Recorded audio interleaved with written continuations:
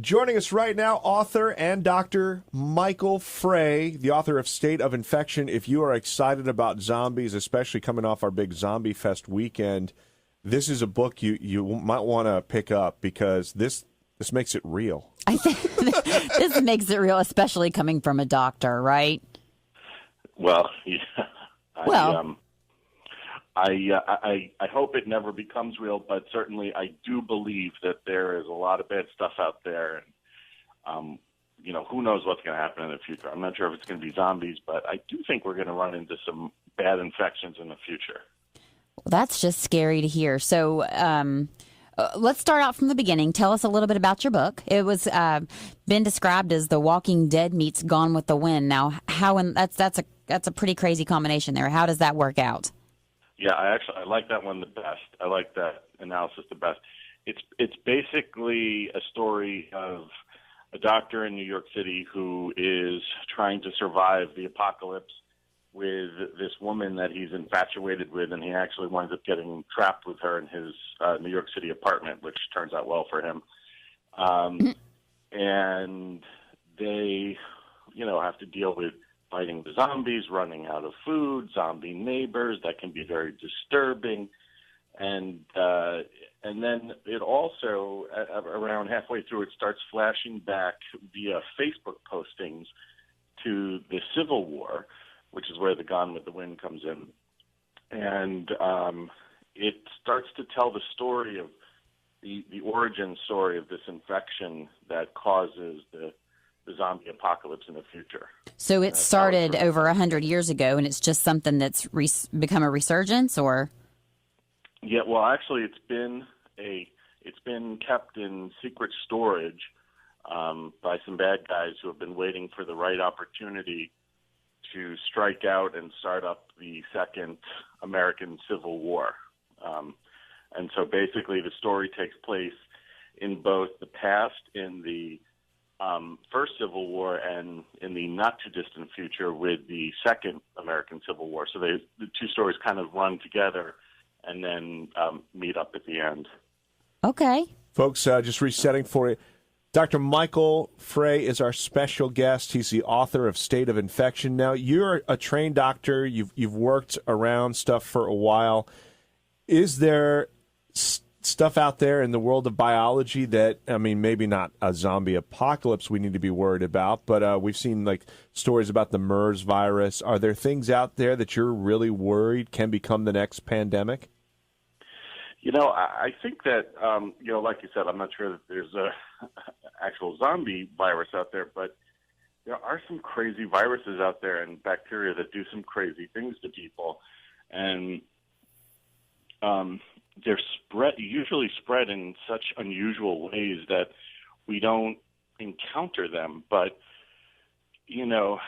out, I guess, in some parts of the world where eating brains is part of the culture, and unfortunately sometimes in the events of bestiality in third world countries, there is the possibility of spreading unusual and unseen infections to us as human hosts that we haven't seen yet. And there are some bad bugs out there. Ebola and hantavirus are two good definitions and explanations of really bad bugs that we've just encountered more recently that can be really very destructive if they were, if Ebola somehow made it to, New York City, that it would be a very devastating, infection pandemic that would spread pretty quickly. Wow. That's just kind of... There are some, there's some bad stuff out there. Hopefully we have all the right mechanisms to keep it all in check, but, I hope that's the case. Okay, so I was just talking to Brian this morning. I absolutely adore the cover of the book. I think it's fantastic. When I first got it, and I was just like, "Oh my gosh, that's really clever." Did you have anything to do with the cover design, or?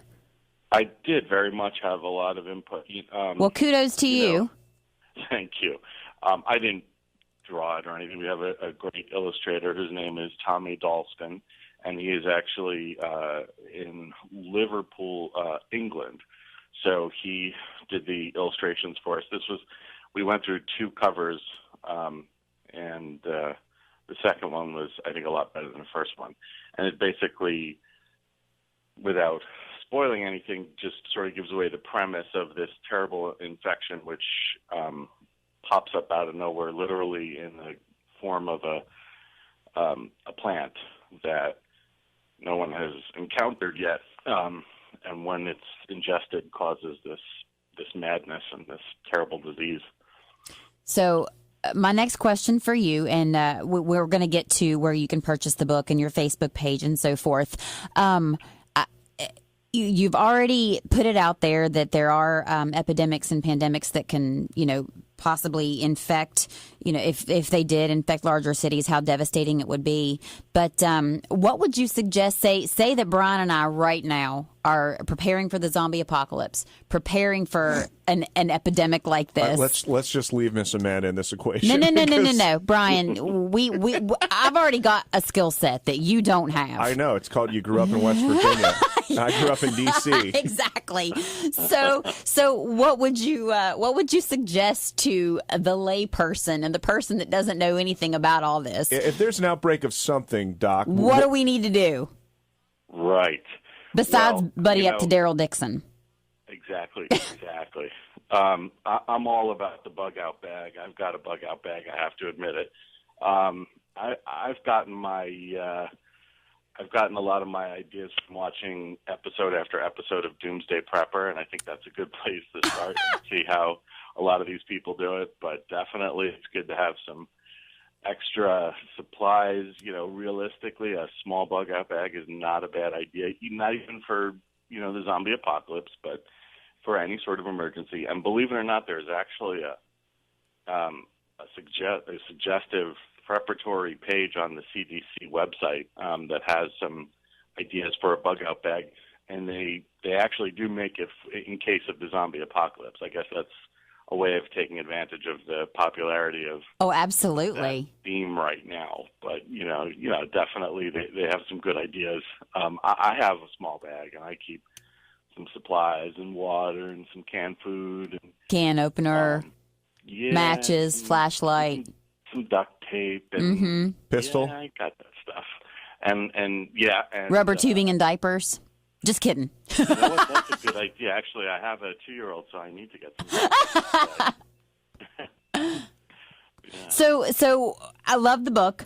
Where can we tell people that they can purchase the book? How they can maybe check you out on Facebook, so forth and so on? Yeah, thank you. So it's available. State of Infection is available on BarnesandNoble.com. It's available on Amazon. It's available on iTunes for both in paper and ebook versions. And the Facebook page is facebook.com/State of Infection. And the website, the book website is stateofinfection.com. So definitely check them out. There's a lot of fun stuff and pictures and videos and things and contests and all kinds of good stuff. Wonderful. Doc, real quick, have you seen World War Z with Brad Pitt? I did. Did you like that take on the zombie apocalypse? It's funny. I just was answering this question a few days ago, and I have to be honest with you because I love the book and I love Max Brooks, and I actually know him. I don't, to be honest with you, I don't see the similarity between the book and the movie at all. There are rarely similarities. But this one is really out there. I mean, this one's really bad. I mean, aside from the title, I really don't see any similarities. But it's a great movie. I like the movie. It's fun. And the book was awesome. But, boy, the screenplay was very different than the novel. Well, hopefully they won't do that to your book when they, turn it into a screenplay. Right. Is that something that when you're starting out with a book in the writing process, Doc, that you maybe have that little momentary pause as you finish a chapter thinking, wow, what if this does become a screenplay? It's funny. My mother has been thinking that way before I was. I was just kind of writing for the pleasure of writing. Look, if it happened, then that would be phenomenal. That would be very exciting. It's a big book in terms of its scope of location, and that there's a lot of battle scenes. It would be a big budget movie, to say the least. So, I hope someone is willing to take a shot on it. But for me, I think it was just more fun to write and work, have the other side of my brain working that's not medicine and science, just more creative escape. That. Sure. And I think that for me was what it was about, was just exercising that other side of my brain a little bit. So who would you have playing Michael? Is it pronounced Calaf? Calaf, yeah. Calaf. Who would you have play Mike Calaf? Would it be maybe a Matthew McConaughey? Ooh, that would be a good one. That would be really good. If he's available, I would take it. You would be okay with that? Yeah. I would definitely do that. I could also see, going into the zombie genre, I could see Woody Harrelson as a great Mike Calaf. Yes. But yeah, no, I think that there would be a lot of good Leo. I'd love Leo to come and do it. So I know he was trying to get the World War Z movie, but he got outbid, if you will, by Brad Pitt on that in buying the rights to the movie. So. Now, we can't cast Mike without casting Avalon. Oh, okay. Let's see. Well, I've got to be honest here, and I may be a little bit biased, but I think my wife, who was a part-time actress / dancer, would be a good choice for Avalon. But Aww. I'm not sure if they'll let her. But well, Amanda's disappointed. She was really hoping that this undiscovered West Virginia actress who's done some summer stock there we go. could possibly land the role. Well, we definitely should think about that too, I think. Awesome. Well, great visiting with you. Dr. Michael Frey is the author. He's a physician and assistant professor in New York, and he's got this new book, State of Infection. If you can't get enough of zombie stuff, it's fun. you got to get this. It's a fun book, fun read. Michael, thanks so much for your time and visiting with us today. Thank you.